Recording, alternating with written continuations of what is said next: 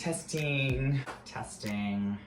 Hello, my friends. Welcome back to my kitchen. It's me again, Glass of Weinstein. Today, I'm gonna be playing around and making some lamb stew. I don't have an exact recipe planned out, but I've got the things working up in here. I've got my ingredients all ready, so let's just grab a glass of Weinstein and let's get cooking. For this recipe, we're gonna be using my Dutch oven. I've got Big Blue heating up over here.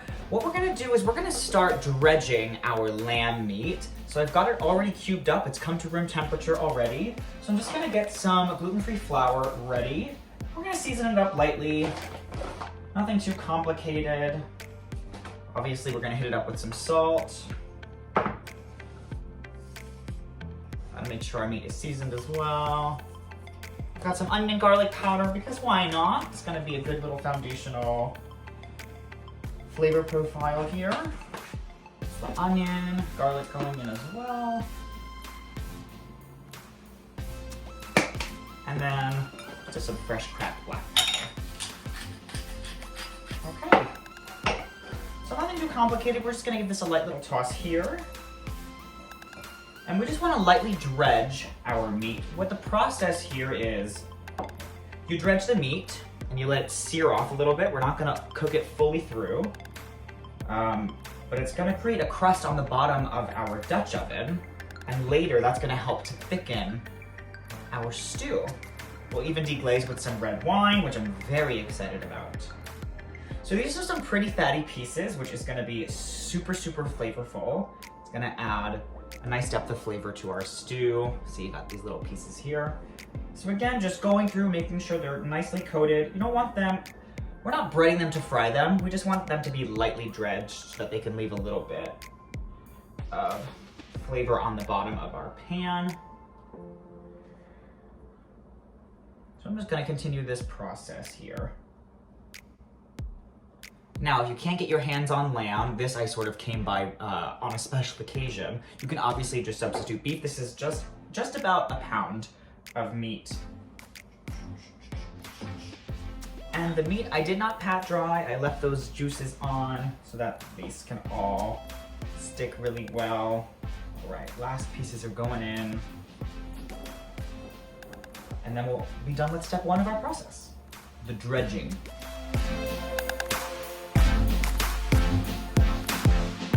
I'm gonna give my hands a quick wash and then I'll show you our next step. Trying something new here. I'm still here, I'm just gonna focus over here. I've got my Dutch oven preheated a bit. I'm gonna get some oil in here. This has been preheating over a medium-low heat for a few minutes. Right away you can see that oil start to swirl, which means that it is nice and hot. Smoking a little bit, we're gonna turn it down just a hair. And one by one, we're just gonna start adding our dredged pieces of lamb meat and let them start to crisp up. We're gonna cook them for just a few minutes on each side. Again, we're not looking to fully cook our lamb. We just want to get it nicely browned, and then we're going to pull everything out, and we might actually even do this in batches just because I don't think there is enough space. We want to be mindful that we're not overcrowding our pan here. Okay, a few more pieces. And right away, it becomes super aromatic. Super excited. It's been super chilly here in the city, so this is a perfect little recipe to warm you up. So again, we're gonna let these cook for just a few minutes. We'll flip them over and then we'll pull them out and let the rest of them cook up. Don't worry about brown bits sticking to the bottom. That is part of the process, and we're gonna take care of that with the red wine later. Listen to that sizzle. We're gonna start flipping them over. Beautiful.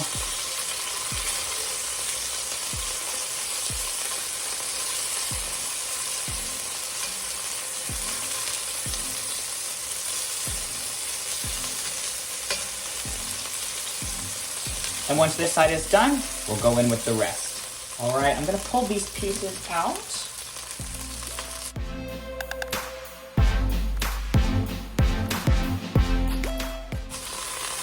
You can already see some of those brown bits on the bottom. That is going to add so much flavor to our stew later. Let's get the rest of these pieces in here.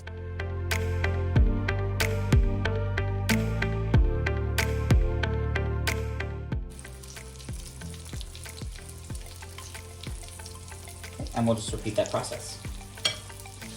While our meat finishes cooking, I'm gonna prep up my onions, carrots, and potatoes.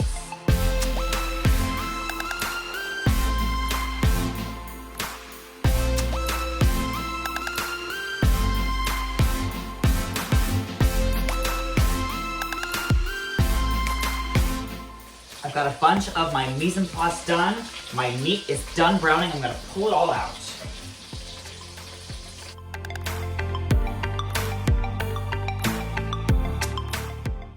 All right, hope you can hear me a little bit better now. Our meat is beautifully brown. We're gonna let this rest over here. You can't see me. Gonna let this rest over here. We've got all these gorgeous brown bits on the bottom. I'm gonna start by adding my onions in. There's still a good amount of fat and oil in here. Just carefully add your onions in. Where's my little spoon?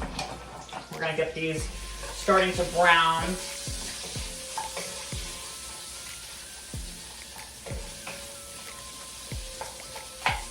Gotta get our foundation of flavor. I think onions are such a beautiful ingredient to do that. While that's going, I have my carrots and potatoes here. I had some gold and red potatoes, so for some fun color contrast. I'm also gonna get some garlic ready. I think I need to adjust you. We're gonna do a slight adjustment. Oh, that's so much better. Can't believe I was filming with my head cut off. So just give the garlic a quick smash. Nothing complicated here. I've got 4. I don't think there's such thing as too much garlic, so feel free to use as much or as little as you want. All right, onions are cooking down. I'm gonna throw my garlic cloves in now. Because they're whole, they're probably not gonna burn like they would if they were all chopped up. And I'm actually gonna add my carrots as well. Just wanna really start developing that foundation of flavor here. Get those in. The potatoes I'll do in a little bit. Get that all working together. I did my carrots in about inch-sized pieces. I want them to be pretty big. The onions as well, they're kind of a nice rough chop. I want everything to be nice and hearty. I don't want things to get lost in the shuffle here in this stew. I'm gonna turn the heat up a little bit and hit it with a little bit of salt. Seasoning as we go. The salt will also help all those ingredients give out their natural juices and flavors.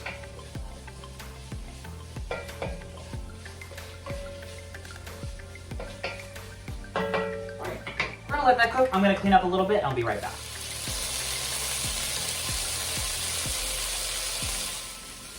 Our carrots, onions, and garlic have been cooking down. As you can see, we've got this really dark layer on the bottom. Don't be worried about that because it's time for our deglazing process. I've got 1 cup of red wine. We're going to gradually add this in.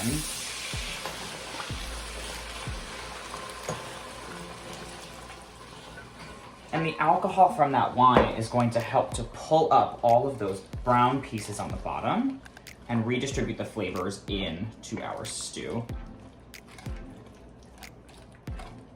I'm feeling it with the spoon. It feels like a nice smooth transition here on the bottom of that pan, which means those little bits are scraping off nicely. I've got 1 can of tomato paste. We're going to add this in and combine it to our red wine mixture. This is gonna give a nice, beautiful tomatoey foundation. So as much of it as you can get out of it. I know sometimes tomato paste can be a little bit cumbersome. So just do your best, be diligent, and just gradually work that tomato paste in.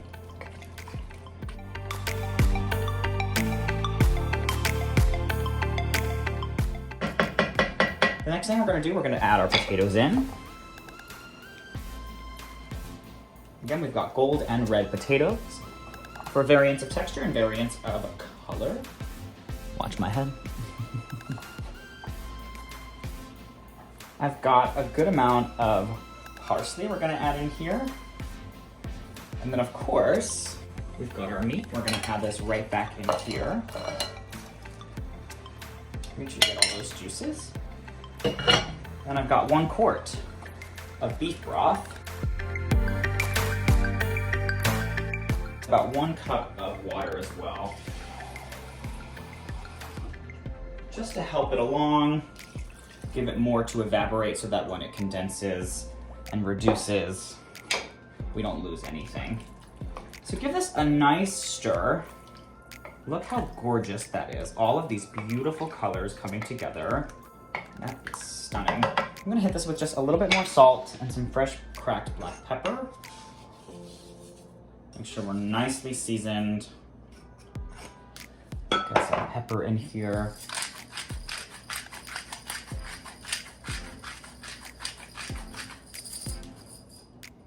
Give it one last stir. I can really smell the wine coming through. All right. We're gonna pop the lid on. And the hard part is done, my friends. We're just gonna let this reduce down for a few hours now. I've been letting our stew reduce for about 2 hours now. Are you ready to see? The whole apartment smells absolutely amazing.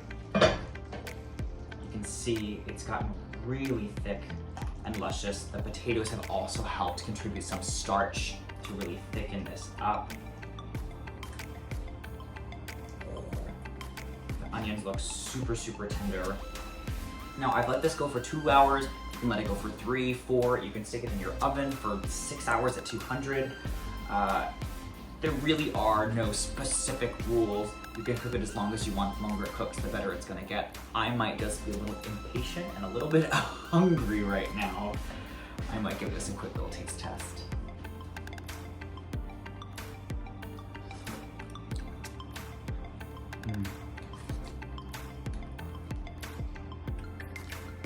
You really get the tomato paste coming through.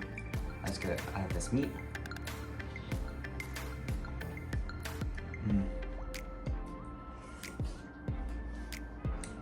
Super tender, really rich. Which is not bad. Not bad for winging it. Thank you so much, my friends, for joining me again in the kitchen. I hope you learned something new today, whether it was about dredging or about deglazing with wine, or even just learning how to make the base for a really simple, delicious stew. If it's still chilly where you are, I hope you give this a try. Maybe I'll even post the full recipe somewhere. In the meantime, hope you enjoy, and I'll see you again in my kitchen real soon. Thanks, everybody. Oh, it's so good. It's like even better 10 minutes later.